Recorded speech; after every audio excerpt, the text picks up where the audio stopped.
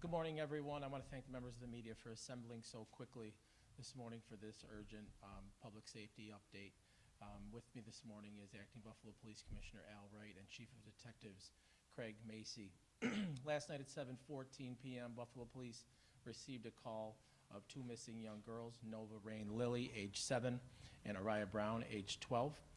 Nova Lilly is a 7-year-old white female with blonde hair, last seen wearing a white shirt, pink jacket, and blue pants. Araya Brown, age 12, is a black female, last seen wearing a black jacket, black jeans, and black Adidas.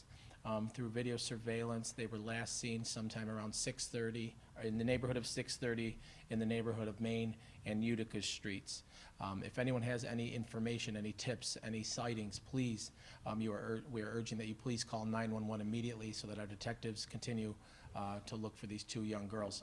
Obviously, whenever the situation like this arises, it is urgent, but obviously with the weather the last 24 hours and whether that's going to be coming into the city later this afternoon and the bitter cold temperatures, wind chill and sub-zero weather, it's even more urgent that we continue this investigation in a timely manner. With that being said, I'm going to turn it right over to the Buffalo Police Department and Acting Commissioner Al Wright. Good morning.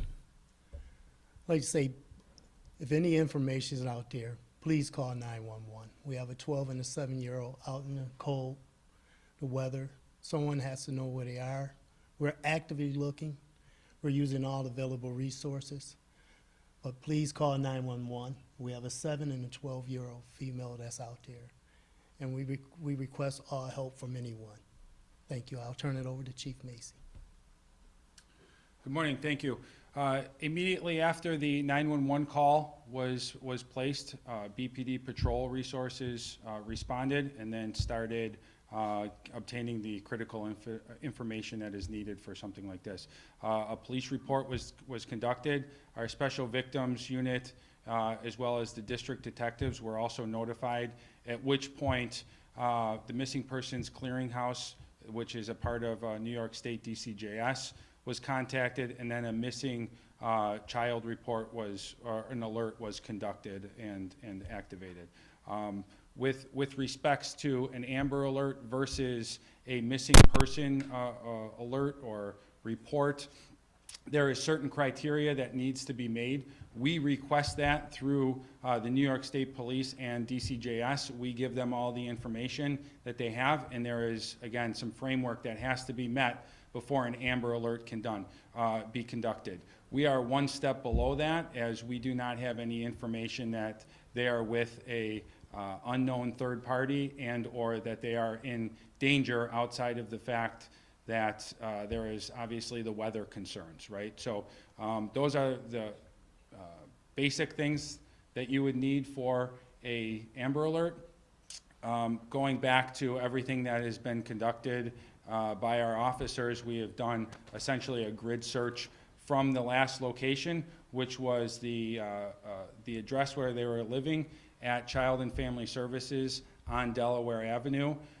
Through that, we were able to find some privately owned video surveillance as well as city cameras that are posted to my left that have the girls walking eastbound, last seen approximately 6:34 last night, going eastbound from Main and Utica. Again, as the mayor said, we have a physical description of them, and that is captured and recorded on that video to my left. So Missing Person Clearinghouse also did a poster for other entities in Western New York and throughout the state. We have been in contact with NFTA, Cheektowaga Police. The sheriffs are in our office right now. We have a command post set up, and we are working together, going through all of the methods that we would use to find children. Last September, we were able to have New York State DCJS come and teach a missing persons training, which we were in part of. We spent, I believe, approximately 6 or 7 detectives, a supervisor, and some members from the sheriff's office. So we're using those methods that was taught to us and essentially reinforced in this case right now. So I believe I covered pretty much everything. If the mayor has anything or the commissioner, last. Thank you. Thank you, Commissioner. Thank you, Chief. As it was stated, 7:14 last night, call comes in. A few minutes later is dispatched, and shortly thereafter, officers on scene and the Buffalo Police Department's detectives unit and everyone else working this situation ever since. I think Commissioner Wright touched on it, and what's urgent is, you look at this video and see these two sweet faces. And so if anyone has any information, any sightings, any tips, please, anything, if you think it's even a possibility, please call 911 immediately so that we can follow up on those leads. And with that, I will open it to any Chief, questions. who called 911 and what was that conversation on that recorded line? So that call came in from Child and Family Services, where the kids are living at this time. And they just put out that there was a missing person under 12, which ended up ultimately being dispatched to Was there patrol. concern? Was there some sort of urgency on their part? There's always a concern when kids this age are missing. With the actual verbiage, I'm not familiar with, but I know what the CAD said, and I've talked to the detectives. Was there any inclination that they had been planning to leave this house, or what was the conversation with those folks at home? So there is not, at this point, any information that this was pre-planned. One of the children has exhibited runaway behavior before, but that does not mean that we are any less concerned, because there are secondary and tertiary effects that can happen not only with this weather, but when there's two kids that age that are not under adult supervision. Maybe you can go into detail on that for me. As the chief right now, what is your biggest concern outside of weather? I think there's probably too many, and everybody has seen the news on a regular basis. There's a lot of threats out there in the world. Are you talking like child trafficking? Yeah, Ed, you're talking about a 7-year-old and a 12-year-old. Obviously, everyone knows the concerns that can arise of them being unsupervised roaming the streets. I have an 8-year-old and a 10-year-old, so it hits home with me, obviously, knowing that these two young children could be out there wandering the streets. One of the children very unfamiliar with the neighborhood, with the city of Buffalo, so it's of great concern, obviously, lack of familiarity with the surrounding neighborhood. But you're talking about a 7-year-old and a 12-year-old, and I think we can all draw to conclusions what obviously the concerns are. It looks like, are they wearing backpacks? Is there a backpack in there, or have we located the backpack? What's in the backpack? So we believe that there is one child with a backpack. That has not been conveyed, the items that are in there, but video surveillance shows what is consistent with a backpack. Do you know anything that's missing from where they were staying, might be in the backpack? Are there clothes? We have not been given that information. Chief, is this the picture, I'm sorry, the picture on Main Utica, is that the picture from the city surveillance camera? It is. So this is privately owned surveillance camera footage right there, which is a few minutes before the city surveillance camera. And have city surveillance cameras or any other private camera picked them up since these two pictures were taken? So with the weather, business hours, that has slowed down the actual canvassing process to be able to retrieve some video, which is also why we're conducting this press conference, right? Because while we have pretty much every detective in the city that is out canvassing, doing interviews and reaching out to people, that is not as fast as what we can do here with leveraging our partners in the media.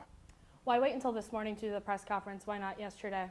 So that's a very valid question with respects to timeliness. However, we did not have some of this video last night. And at that point, all we have is two missing kids with the images that we put on Facebook almost immediately. What was also conducted last night during that search that we were doing, we had our canines out for tracking, which snow slowed that down, as well as we had our drones up in force looking for heat signatures, and nothing was shown from there. Do you know any relationship between the two children? Is there concern that they might get separated from one another? So that second part of your question, the concern of them getting separated, is a concern. The first part is we believe them to not have any relationship prior to their placement in that facility. Do you know how long they've been living here? I don't. And do you know if there are procedures in place or what goes on inside the house to make sure that something like this doesn't happen? I can't comment on other agencies' procedures. Not only, I can't comment on it because I personally don't know, but I just also wouldn't comment on that. Mr. Mayor, maybe you can kind of elaborate here. So the fact that Buffalo Police does not issue an Amber Alert, obviously it's a procedural thing, a policy issue, which is why I'm asking you about this.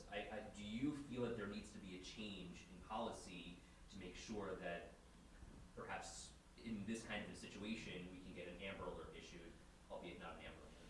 Yeah, that was one of the first questions when I came and asked, you know, what is the threshold there? And then talking to Detective Macy, he kind of laid out for me the different threshold that exist for an Amber Alert being issued, and that it comes from the state police, that we send them the information, and they ultimately would decide and send that out.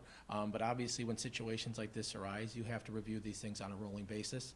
So I think after this, we probably take a look at it, see if it's not an Amber Alert, if it's something else that has to be created at maybe a lower threshold, and we can go from there with talking to the Buffalo Police Department and the state police. How dangerous is this situation just because of the temperatures alone that are going on right now? Yeah, absolutely. You know, some of the footage is grainy. I can't tell if there's gloves, what these kids might have on.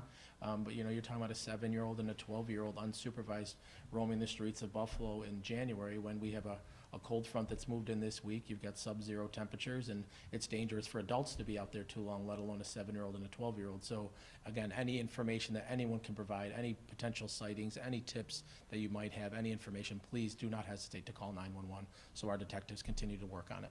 Can you walk us through what the rest of the day looks like? You mentioned you had the drones and you had the heat signatures, looking for heat signatures, and canine out. What does the rest of the day look like in terms of the investigation?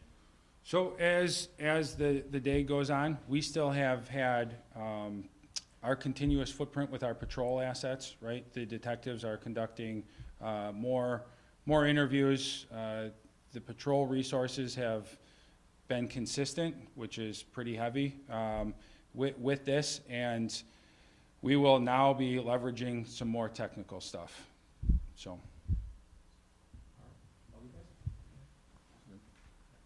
Thank you, everyone. Thank you. Thank you for your help, guys.